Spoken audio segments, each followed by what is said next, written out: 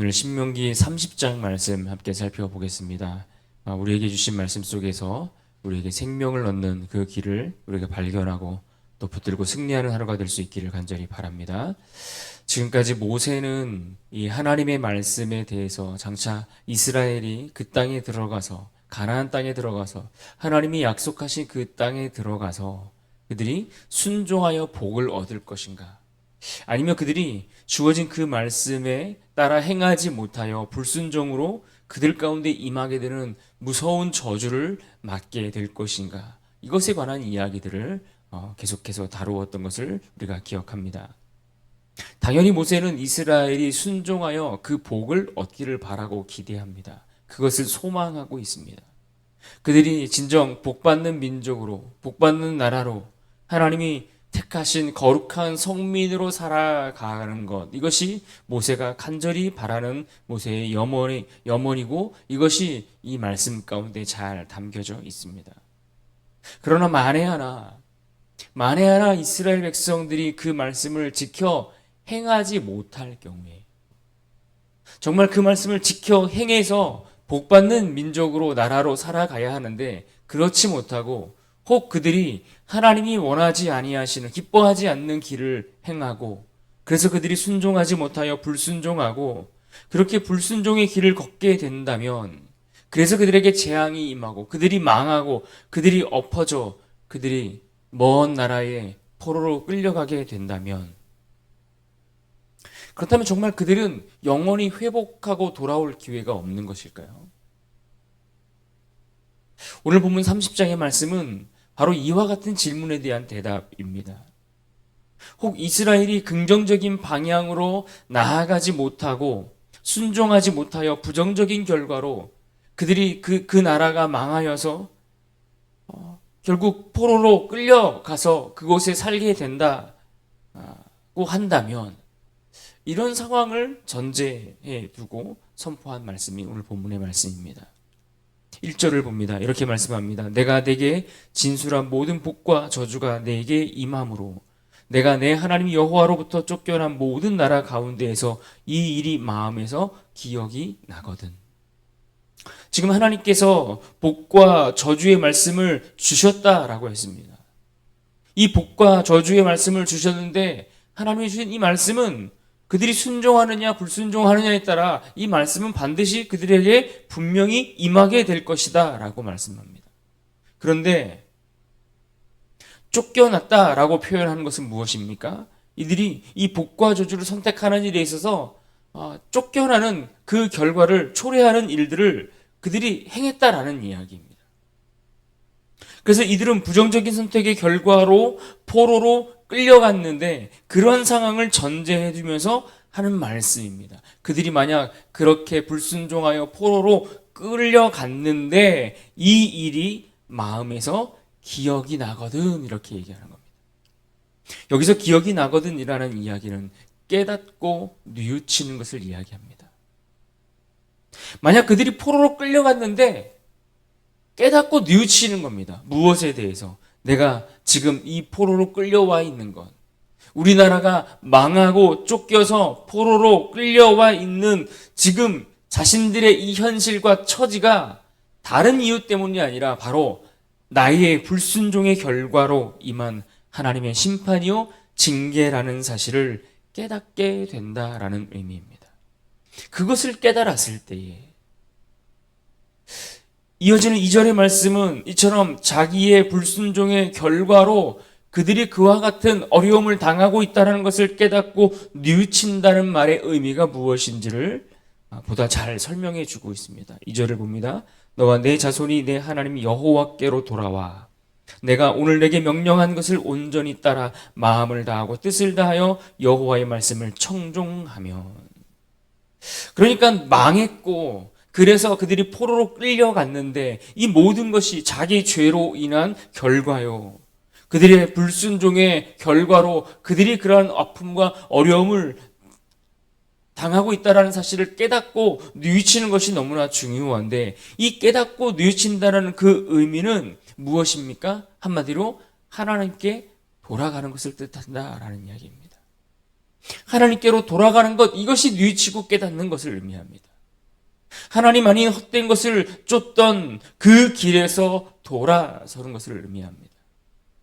그들이 가던 그 방향을 하나님께로 돌려 향하는 것입니다. 방향을 수정한다는 의미입니다.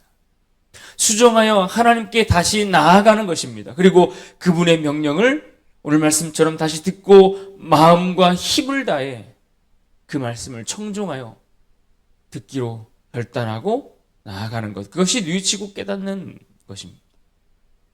우리는 이것을 회개라고 말합니다. 모세는 지금 불순종으로 혹 그들이 그렇게 하나님의 말씀을 지켜 행하지 못함으로 그들에게 저주가 임하고 재앙이 임하였을지라도 돌아올 수 있는 길, 회복할 수 있는 그 길을 제시해주고 있는데 그것은 무엇입니까? 그들의 철저한 회개, 그것이 그들이 돌아올 수 있는 유일한 길이다라고 말씀해주고 있는 겁니다. 그들이 혹 넘어질 수 있고 그들이 혹 엎어질 수 있고 그들의 연약함과 자신의 죄로 인해 엉뚱한 길을 갔을지라도 그들이 후회하고 다시 하나님 앞에 순종의 길로 돌아와 나아가는 것, 그런 회개의 길을 통해 하나님 앞에 다시 나아갈 수 있는 길을 제시해주고 있는 것입니다. 후회한다고 말만 하고 깨달았다고 말은 하는데 아무것도 하지 않고 그 자리에 그대로 머물러 있는 것이 아니라 내가 행하던 일들을 멈추고 돌이켜 하나님께로 움직이는 것입니다. 돌아가는 것입니다. 마음과 뜻을 다해 하나님 말씀에 귀를 기울이고 그 말씀을 다시 지키기 위해 힘쓰는 것입니다. 그것이 회개이고 그것이 하나님께 뉘우치고 깨닫고 돌아가는 일입니다. 비록 이스라엘이 포로로 끌려갔다 할지라도 이와 같은 철저한 회개와 철저히 돌아서는, 그래서 하나님의 말씀을 다시 청종하고 듣고 순종하게 되면 어떤 일들이 벌어질까요? 그들의 현실이 불순종의 결과요, 하나님 심판이라는 사실을 깨닫고 뉘우치게 된다면 그들에게 어떤 결과가 찾아온다는 것입니까? 그 결과에 대해서 오늘 본문 3절 이하에서 기록해 주고 있습니다. 한번 보십시오. 3절에 보시면 먼저 하나님이 그들을 긍휼히 여기시겠다라고 말씀합니다. 또 포로에서 돌아오게 하신다 하셨고, 또 3절과 4절에 흩어진 그들을 다시 모으시겠다라고 말씀합니다. 그런가 하면 5절에 보시면 그들의 조상보다 더 번성하는 복도 주시겠다고 했습니다. 6절에는 마음과 뜻을 다해 하나님을 사랑하는 마음을 주신다고 했고, 7절에는 그들의 대적과 원수에 대하여 저주를 내리시겠다라고 말씀합니다. 그리고 8절에 여호와의 말씀을 청종하여 지키고 행하는 자가 되게 하시겠다 하고, 9절과 10절은 물질의 풍성한 은혜까지도 받게 될 것이다 라고 약속해 주셨습니다. 그렇습니다. 하나님은 우리가 혹 넘어졌을지라도 다시 돌아올 기회를 주십니다. 철저히 회개하고 깨닫고 뉘우친다면 그 돌아올 기회를 주실 뿐만 아니라 우리로 하여금 얻을 그 복까지 우리에게 예비하시는 분이다 라고 가르쳐 주고 있습니다. 그러므로 늦지 않았다는 이야기입니다. 지금이라도 너희가 돌이켜 너의 마음과 중심을 하나님께로 돌리라 말씀하고 있는 겁니다. 그 길에서 돌아오라 권면하는 것입니다. 이것을 우리에게 말씀하고 오늘 이 시간 우리를 이 세상을, 이 땅을 살아가는 우리에게도 동일하게 이 기회의 말씀을 듣고 뉘우치고 깨닫고 철저한 회개를 통해 다시 하나님 앞에 돌아오라 말씀하고 있습니다. 이어지는 말씀을 보십시오. 우리에게 명령하시는 하나님의 규례와 법도, 그것을 지키는 것이 정말 어려운 일일까요? 그들에게 돌아오라고 이야기하고 그들에게 뉘우치고 깨닫고 다시 마음과 힘을 다하여 여호와 하나님의 말씀에 귀를 기울이고 청종하라고 이야기하는 이 모세의 권면의 말씀 속에서 정말 그들이 지켜야 한다라고 하는 그 하나님의 명령, 그 규례와 법도를 지키는 것이 정말 어려운 일인가 하는 겁니다. 그런데 여기에 대해서 오늘 11절은 이렇게 말씀합니다. 내가 오늘 내게 명령한 이 명령은 내게 어려운 것도 아니요 먼 것도 아니라.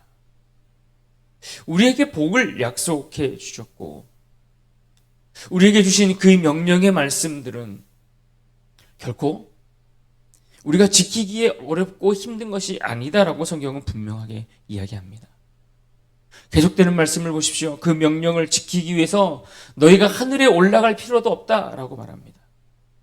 그들이 그 하나님의 말씀을 듣고 행하기 위하여 그 험하고 먼 바다를 건너갈 필요도 없다라고 했습니다.